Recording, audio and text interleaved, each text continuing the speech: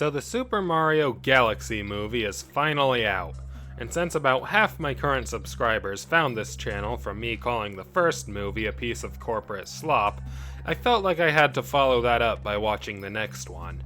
Would this movie be an improvement, or more of the same? Well, before I went to the theater, I saw that reviews were already starting to pop up, and many of them were not good. I didn't look too far into them to avoid spoilers, but it didn't seem like this movie's first impression was very good. And as someone who was already pretty cynical towards the first movie, I walked into the theater wondering if I was about to waste an hour and a half of my life. Yet despite my initial reluctance, I was actually pleasantly surprised. I think this movie is a big improvement over the first one. Now that certainly doesn't mean it's perfect. Trust me, there were problems. But I overall just had a much better time with this movie than its predecessor, and let me tell you why. Though keep in mind that this is just my opinion, and if you had different thoughts of this movie, don't worry. I'd actually be interested to know them in the comments. This video will also be going into spoiler territory, so if you haven't seen the movie yet and want to, I recommend you turn away. But without further ado, let's start with what I liked. The first and most notable improvement for me was the lack of licensed music, or at least licensed music with lyrics. There were a couple background tracks at the start that definitely didn't sound like Mario music, but they're brief and not as jarring. Either way, this was a big fix over what was undoubtedly the biggest problem of the first movie. I mean, even people who liked the first movie have railed against the licensed music, and it looks like the backlash was enough to get Illumination to listen. Which is impressive considering that the first movie already made a ton of money, so they had no obligation to change anything. But they did, and I can't think of any reason to do that aside from simply wanting to improve the experience. And this isn't the right decision just because, duh! But also because the Mario Galaxy games have some of the best soundtracks in all of gaming. So now we have actual great remixes of amazing songs that fit the setting and add to the scenes instead of taking us out of them. Damn it, I'm just so happy they made this change. But believe it or not, that's actually not the only thing I liked. The second major improvement that I noticed was that this movie is a lot funnier than its predecessor. I don't think there were any moments in the first movie that gave me anything more than a snort. A lot of the humor seemed a bit on the nose and it just didn't click. Here, however, there's a lot more humor, and for some reason it just works for me. The montage of Yoshi walking around Brooklyn causing chaos was funny. I liked the other montage of Mario and Luigi running the Mushroom Kingdom. The Bowser duo had some pretty good moments, and one of the closing jokes where Peach was like, "Let's go back to the castle," only for everyone to stare in shock at the empty crater where the castle once was, that bit was hilarious. The cherry on top was Luigi claiming that the castle died. Like, that actually made me laugh. And speaking of Luigi, it was clear that the cast had grown accustomed to their roles and were able to build off of their already decent performances. Jack Black and Charlie Day are still great, bringing even more of their signature energy to their roles. Chris Pratt definitely seems a lot more natural this time around. He's able to really slip into the role now that he has experience, giving a performance that's fun, but not too over the top. At times, I can almost forget that this is Chris Pratt. Almost.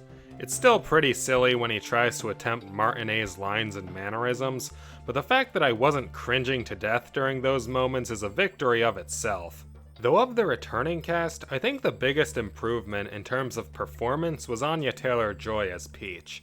In the first movie, she was definitely the most forgettable of the main cast, not showing much variety in her emotions or having any actual flaws to her character. But here we see more sides to her, with moments of happiness, anger, sadness, and frustration. And this is largely due to the fact that they decided to expand on Peach's backstory from the first movie that they mentioned and then promptly abandoned. And oh boy, we'll get to that in a minute. But first, let's talk about the new cast. Benny Safdie as Bowser Jr. was a bit of a wild card for me. When I saw the trailers, I wasn't a huge fan of the voice he did, seeming like just an awkward Jack Black impression. But in the movie itself, he was alright. As it went on, his voice seemed to deviate from Jack Black's more and more, taking on an identity of its own, which I can definitely appreciate. Overall, solid job. Donald Glover as Yoshi was definitely the WTF casting of the movie, which is really saying something with this cast. It was absolutely the right choice not to have Yoshi speak full sentences, making this casting choice even stranger. But surprisingly, Donald Glover is pretty damn good at making Yoshi noises. Are there countless people who can do the same thing? Yes. Did they need to cast Donald Glover to make these noises? Absolutely not. Did Illumination probably waste a ton of money to get him for this role? Most definitely. But damn it, I'd be lying if I said he doesn't make a good Yoshi. Kudos.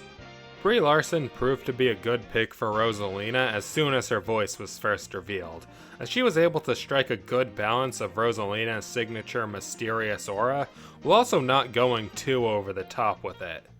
Though unfortunately, that's all I can really say about Roselina, as she's also responsible for what's easily the biggest flaw of the movie. Yep, we're at that part of the review now, the part you've already heard everyone talk about. The fact that Roselina is hardly in this movie. She appears at the start, fights Megaleg, gets captured, and then she doesn't have any meaningful scenes or interactions until the literal end of the movie. It's the exact same situation as Luigi in the first movie, where he was just sitting in a cage until the climax. I guess since Luigi was out of the cage this time around, they thought someone else needed to just do nothing. But could they really not have thought of something for her to do? Because there's one more new character who they did have plans for. Fox goddamn Mloud. The fact that Fox was going to be in this movie was revealed ahead of release, and I was one of the people to see those posts before watching. My first thought was, what the hell? My second thought was, okay, is this just a cameo, or is he going to be an actual character in the movie? Because if it was just a cameo, that would actually be a fun little homage. But if he were an actual character in this movie, I think the writers have kinda lost the plot of what it means to make a Mario movie. Fox was an actual character who played an actual role. In the Super Mario Galaxy movie, Fox Mloud has more screen time than Roselina. I know everyone has already said that line at this point, but I don't think me saying it makes it any less impactful. Like seriously, why is Fox here? He even says during his introduction that he's from a different dimension and isn't supposed to be here. But he's here anyway because I really don't know. But here's the worst part about Fox being in this movie. I actually thought he was okay as a character. I like his design, Glenn Powell does a great job voicing him, and he has his share of funny moments. But why is this bad? Because it means they put actual thought and effort into developing the character of Fox Mloud, but not Roselina. Arguably the flagship character of the Mario Galaxy games aside from Mario himself. Like, I actually don't know what to say about that. Though despite her very limited screen time, there actually is one other role that Roselina plays in this movie, which is her role in Peach's backstory. Why does she have a role in Peach's backstory? Because Roselina is Peach's older sister.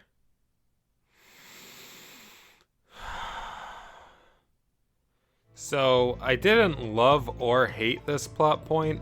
The only thing I could say during this reveal was bold frickin' move.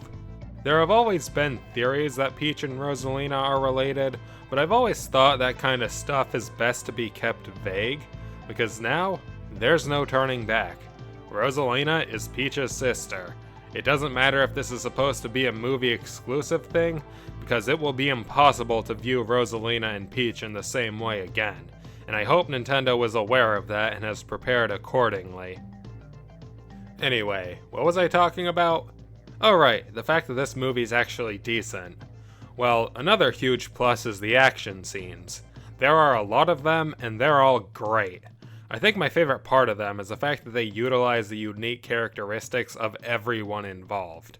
Roselina uses her cosmic powers, Bowser Jr.'s paintbrush is very fluid, and its shapeshifting allows for great variety in his fighting style. Mario and Luigi make great use of their power-ups, and Bowser does what Bowser does best in both his normal and Dry Bowser forms. Speaking of, I kinda liked Bowser's character arc of learning to be evil again. At first it seemed like they were doing a sort of Bowser redemption, which I really didn't like because Bowser at heart is evil.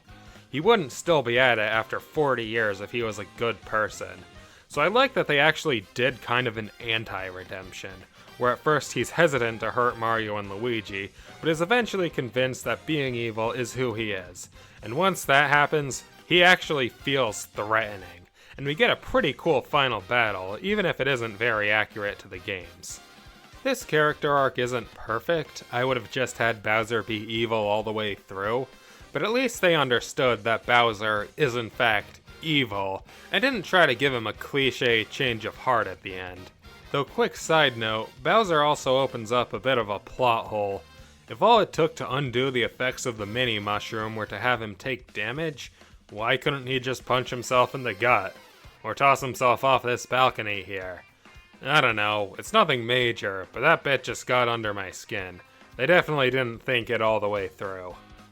Anyway, a common criticism I've heard is that we hardly see any of the actual galaxies from the games, with only a couple being specifically stated and a few others being loosely adapted. I can certainly see where this criticism is coming from, but here's the thing. There are dozens of galaxies throughout the games, and this is only an hour-and-a-half movie. You are not going to be able to squeeze in too many of them and still have this feel like a coherent experience. Otherwise, you'll just fall into the first movie's problem, where it feels like these characters are just walking from place to place without stopping, or giving the audience any time to breathe. This movie's approach of only including a few galaxies, I think, is more effective, since it allows us to actually spend time at each of them instead of going, hey, look at this, now look at this, and this. You know what I mean? It gives the plot time to slow down and have moments with these characters that flesh them out. It's still overall a pretty fast-paced film, but I never felt like I was struggling to keep up, which is the second biggest problem of the first movie, behind the licensed music. So yeah, those are my thoughts on the Super Mario Galaxy movie. It's certainly not perfect, but my biggest problems with the first movie were either dealt with or drastically reduced, which definitely allowed the positives to outweigh the negatives in my opinion. For me, the first movie was a 5 out of 10. But this, I'll give it a solid 7. I had a much better time with this movie than its predecessor. I really can't rate it higher, because there were parts of its plot that the writers clearly didn't think all the way through. But hey, it's still a lot more than what I thought of the first movie. So congratulations, Mario Galaxy movie. You thawed at least some of my bitter, frozen heart. But again, these are all just my opinions. Did you think this movie was better? Was it a downgrade? Or practically the same? I'd love to see what everyone else thinks. But that's the video. Thanks for watching, and I'll see you all soon.